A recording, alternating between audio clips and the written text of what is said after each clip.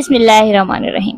اسرائیل اور ایران کی جنگ میں پاکستان نے بہت ہی مدبرانہ فیصلے کیے ہیں اور اس کی تعریف بھارتی اینالسٹ ایم کے بدرا کمار نے کی ہے۔ آج کی اس ویڈیو میں ہم نظر ڈالیں گے کہ اس پورے کانفلکٹ میں پاکستان نے اور بھارت نے کیسے اپنا اپنا کردار ادا کیا ہے، پاکستان نے کس طرح کے فیصلے لیے اور بھارت کی کیا اپروچ رہی ہے۔ اس کے علاوہ ایران کے سپریم لیڈر آیت اللہ خامنی کا جو پہلا بیان سامنے آیا ہے، اس پر بھی بات کریں گے۔ تو سب سے پہلے آیت اللہ خامنی کے بیان کے بارے میں بات کرتے ہیں۔ اپنے بیان میں انہوں نے ایران کی قوم کو کنگریچولیٹ کیا ہے جنگ جیتنے پہ۔ اسرائیل کی شکست تسلیم کرنے پہ انہوں نے اظہار رائے کی ہے کہ اگر امریکہ جنگ میں ڈائریکٹلی نہ اترتا تو پوری کی پوری زائنسٹ رجیم ہی گر جانی تھی۔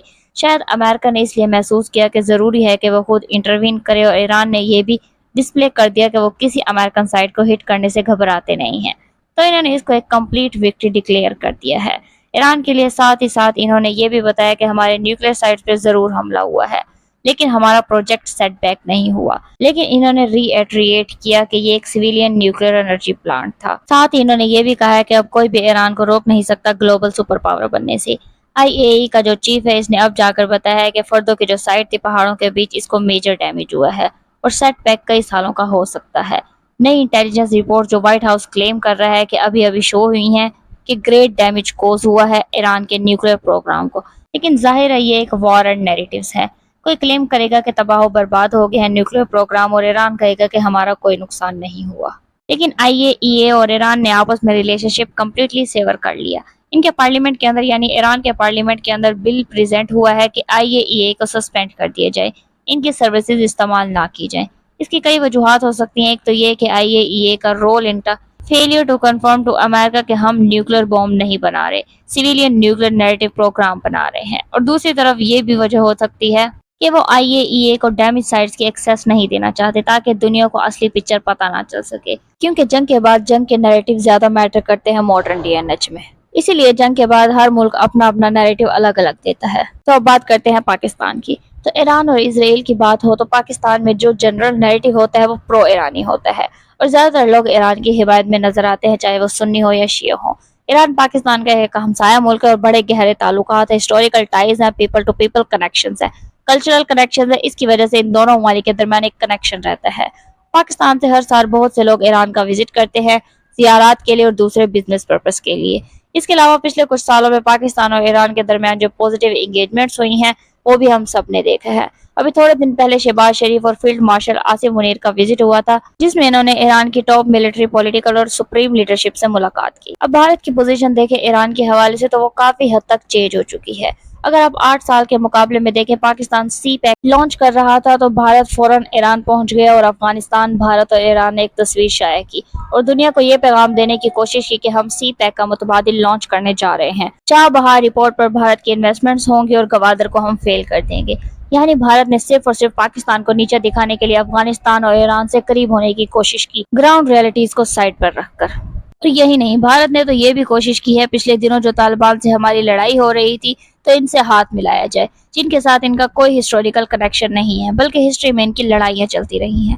جو افغان حملہ آور آتے تھے، بھارتی علاقوں پر حملہ کرتے تھے، اس وقت بھارتی BJP اور ان کے سپورٹرز کا سارا نیریٹو بھی ان کے خلاف تھا، لیکن صرف اور صرف پاکستان کی دشمنی میں ان سے ہاتھ ملاتے ہیں، جس کے پیچھے کوئی فاؤنڈیشن نہیں ہوتی، کوئی گراؤنڈ ریئلٹی نہیں ہوتی۔ اس کے علاوہ جو انڈینز ہیں وہ اسرائیل کو زیادہ سپورٹ کرتے ہیں، اور اگر ہم نظر دوڑائیں تو BJP کی جو سپورٹ بیس ہے اس نے اسرائیل کو کھل کر سپورٹ کیا ہے، اور مودی کی بھی جو ڈپلومیسی رہی ہے اس پورے معاملے میں وہ بالکل ایبسنٹ رہی ہے، اور اس کو ایم کے بدرا کمار نے بڑا زبردست طریقے سے پن پوائنٹ کیا ہے، اور انہوں نے افسوس کا اظہار کیا کہ کہاں گئی بھارت کی وہ وزڈم والی فورن پالیسی جو کہ ہسٹوریکل کنیکشنز کا خیال رکھتی تھی، جو کہ ہسٹری کو مد نظر رکھتی تھی، جو کہ ہیومن سینٹرک پالیسی کو لے کر چلتی تھی، وہ پالیسی اب کہاں ہے۔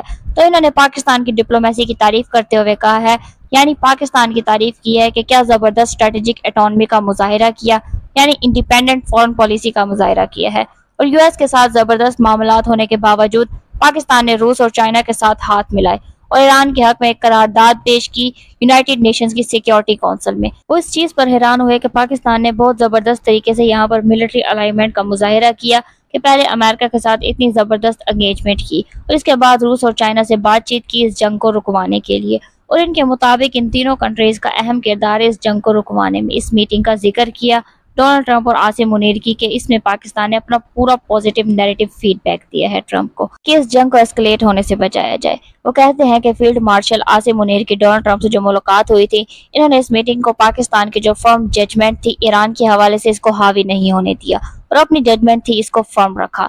यानी ईरान के हवाले से जो पाकिस्तान का पॉइंट ऑफ व्यू था इस मीटिंग के बाद भी वो चेंज नहीं हुआ। यानी डोनाल्ड ट्रंप पाकिस्तान को इन्फ्लुएंस नहीं कर सके, पाकिस्तान शायद कर गया डोनाल्ड ट्रंप को इन्फ्लुएंस।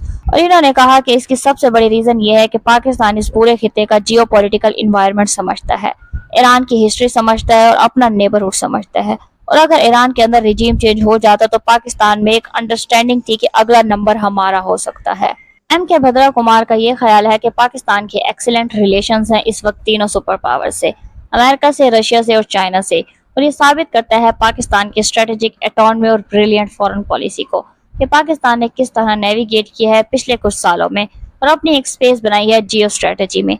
वो कहते हैं कि इन तीनों सुपर पावर्स के अलावा ईरान भी इस रीजन की एक बहुत बड़ी पावर बनने जा रहा है और पाकिस्तान ने इस चीज को अच्छी तरह से इंटरसेप्ट किया हुआ है। इनका कहना था कि इस मल्टीपोलर वर्ल्ड में भी पाकिस्तान खुद को इमर्ज करने की कोशिश कर रहा है और इसमें इन्होंने पाकिस्तान की ओवरऑल पॉलिसी अप्रोच और थिंकिंग की तारीफ की है और साथ ही इन्होंने अफसोस का इजहार किया है कि भारत में ये थिंकिंग मिसिंग है। वो कहते हैं कि भारत यहाँ पर ईरान की अहमियत को समझने से कासिर रहा और हम इसराइल के साथ अपनी दोस्ती को जाहिर करते रहे हैं।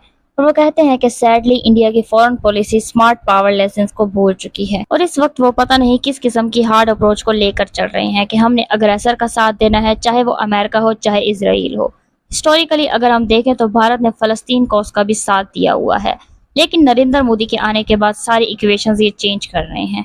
हम अगर गांधी और नेहरू की बात करें तो इन्होंने भी फलस्तीनियों के हकूक के लिए आवाज उठाई थी और बड़े लंबे अरसे तक भारत फलस्तीन का एक स्ट्रॉन्ग बैक कर रहा था। लेकिन आजकल की मॉडर्न वर्ल्ड में भारत शायद बहुत ज्यादा फैसिनेट हुआ है यूएसए के असले और इनकी टेक्नोलॉजी से और शायद टॉप लेवल पर भी इनकी फॉरेन पॉलिसी की यही अप्रोच है कि जिनके पास टॉप लेवल के इक्विपमेंट है, F-35 है, इनके पास बंकर बस्टर मिसाइल्स हैं, हम शायद वो ले लेंगे फ्यूचर में और पाकिस्तान को इनसे तबाह कर देंगे। ये अप्रोच है इनकी कि अच्छे असले की बेस पर, अच्छी टेक्नोलॉजी की बेस पर वो इंसानियत को भूल रहे हैं और अपने जो पुराने कनेक्शन है इनको तोड़ रहे हैं।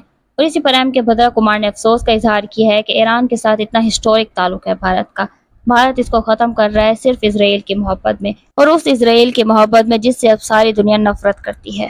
के भद्रा कुमार का सारा नैरेटिव यही है कि भारत किस तरह अपने आप को अग्रेसर की लिस्ट में शामिल कराना पसंद करता है। वो कहते हैं कि पास्ट के जो भारत के लीडर्स थे वो ईरानियन माइंड को समझते थे, वो पाकिस्तानियों को समझते थे, वो रीजन को समझते थे, वो चाइना को समझते थे। लेकिन अब सारी पॉलिसी रेटरिक की बेस पर बनाई जाती है, लोगों के सामने चेस्ट थम्पिंग की जाती है, वॉर ड्रम्स बजाए जाते हैं कि देखो जी हमने सर्जिकल स्ट्राइक कर दी है या हमने वहां पर चाइना से लड़ाई कर ली, हमने यूएसए के साथ इतने बड़े बड़े मुआहदात कर लिए।